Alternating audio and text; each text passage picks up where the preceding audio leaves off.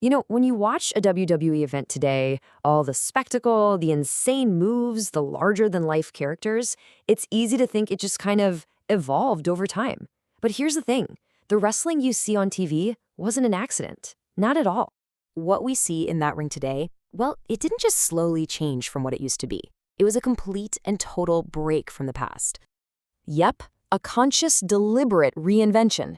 Someone looked at a dying business and decided to turn it from a real sport into pure, unadulterated entertainment. And it worked. This is the guy. He was the creative genius, the booker, the promoter, who literally laid out the entire blueprint for what would eventually become the McMahon Empire, and really all of modern wrestling. Okay, so to really get why Mont's ideas were so revolutionary, you have to understand what he was working with. The sport he walked into wasn't just struggling, it was on life support. Seriously, people were getting bored. Promoters were watching the money dry up in big cities, and the whole industry was pretty much staring into the abyss.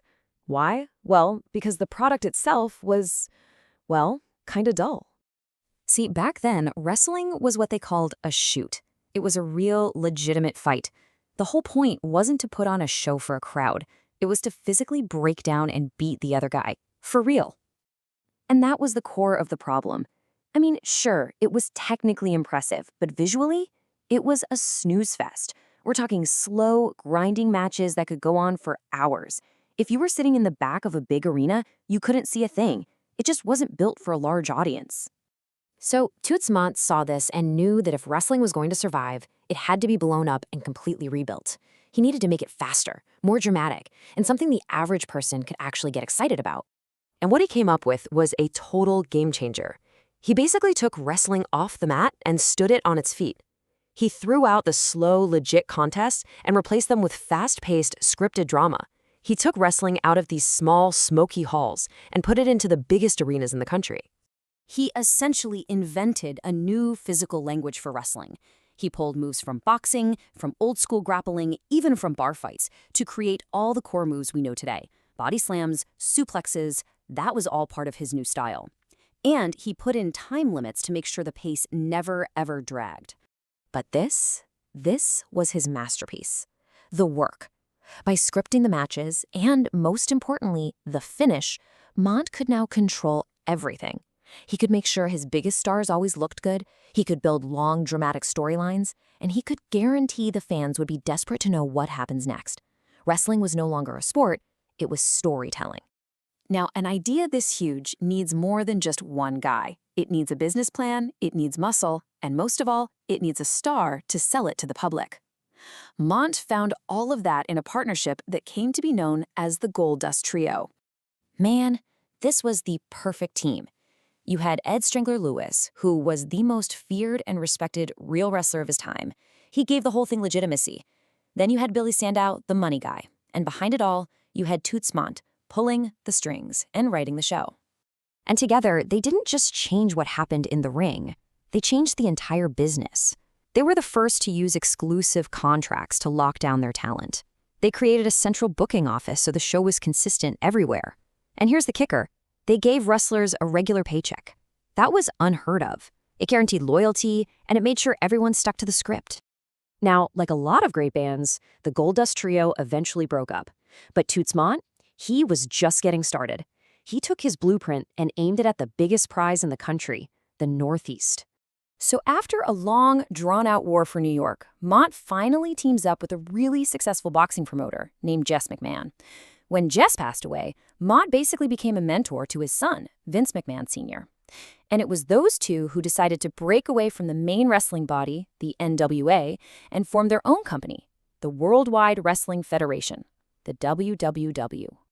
Okay, so they have a new company, but they need a champion. And they need people to believe he's the best in the world, like right now.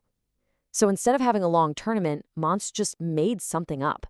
I love this story. There was no tournament. Nobody went to Rio. It was a complete work of fiction, a story they just told people to give their new championship instant credibility. That's pure Mondt right there. The story is always more important than the truth. So when their first champion, Buddy Rogers, had some health problems, Mondt immediately spotted the future. He went to Vince McMahon Sr. and told him, that guy, Bruno Sammartino, With his crazy strength and his connection to all the immigrants in the Northeast, he's the guy we build this whole company around. And boy, was he right. And that one decision basically cemented the WWF's spot on top for decades. But Mont's real legacy, his true impact, is so much bigger than just one promotion. His ideas are literally the foundation of the entire industry we watch today. So what's the real takeaway here? It's that Toots Mondt didn't just change wrestling. He invented the version of it we all know. His fingerprints are all over every single match you see. Just think about it for a second. That no contest finish he came up with to protect his stars from losing, that's the cliffhanger ending to Raw or SmackDown every week. His idea for exclusive contracts, that's the whole WWE versus AEW roster system. And that little fib about Rio, that became the go-to playbook for making any new championship feel important overnight. It's all from him. He's the one who standardized tag team wrestling. He invented the whole idea of a villain manager who just stands at ringside to get the crowd booing. He was the first to realize you could market wrestlers to specific ethnic groups. And of course, he created the slam bang style that is still the language of wrestling today.